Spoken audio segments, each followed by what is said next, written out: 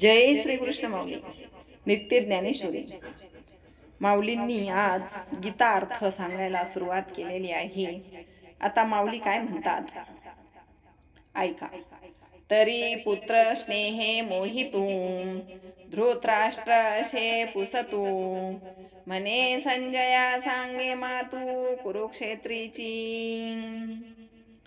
आता कुरुक्षेत्रावर कौरव आणि पांडव युद्ध करण्यासाठी गेलेले आहेत आणि संजय धृतराष्ट्र कुठे आहेत? हस्तिनापूरमध्ये.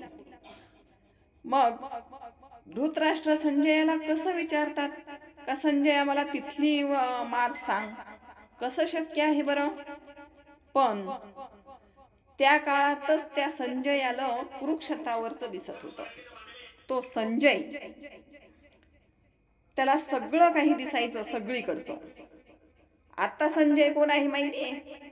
कॅमेरा, टीव्ही, सगळीकडची माहिती आपल्याला ह्या कॅमेरामध्ये ह्या टीव्ही मध्ये भेटते. तो कोण आहे? संजय, कलियुगातला संजय. महाभारतामधूनच शोध लावला असावा टीव्ही आणि कॅमेऱ्याचा ह्या कलियुगामध्ये. तर त्या पुत्राच्या मोहामुळे स्नेहामुळे धृतराष्ट्राला असं वाटते का तिथे काय झालं असेल, पांडूच्या पुत्राचं आणि माझ्या पुत्राचं कसं युद्ध चालू असेल.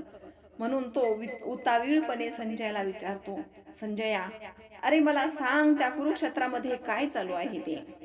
तेवढ्यात विदुर काका आले. विदुर काका म्हणतात, राजे तुमच्या बुद्धीला कधी वाटलं नाही का पांडव खरे आहेत, पांडव जिंकावेत, असं कधी वाटलं नाही? हो विदुरा, वाटतं रे, पण ही बुद्धी परत पालटते. दुर्योधनाला बघितलं ना की माझी बुद्धी परत पालटते आणि मी पुत्राच्या मोहामध्ये परत मोहित होऊन जातो. मला सत्य आणि असत्य कळत नाही रे. या पुत्राच्या मोहापुढे, माझ्या मुलांच्या प्रेमापुढे मला हे सत्य आणि असत्य कळत नाही दुरा. जेथ धर्मालय मनिजे तेथ पांडवानी माझे गेले असती व्याजे झुंजाचे नी. धृतराष्ट्र म्हणतात, हे संजया अरे माझे 100 मुलं आणि पांडव हे कुरुक्षेत्रावर गेलेले आहेत युद्ध करण्याकरिता. पण तिथे काय चालू आहे, ते काय करतात हे मला आता सांग. तरी तेची ये तुला अवसरी काय किजत असे येरायरी ते धड करी कथन करी मज प्रती.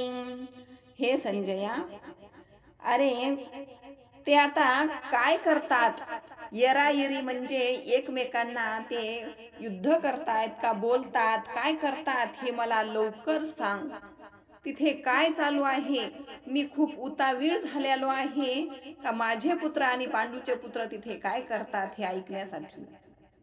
आता संजय धृतराष्ट्रांना काय सांगतात हे आपण पुढील भागामध्ये बघूया. आता इथेच थांबूया. गोपाल कृष्ण भगवान की जय.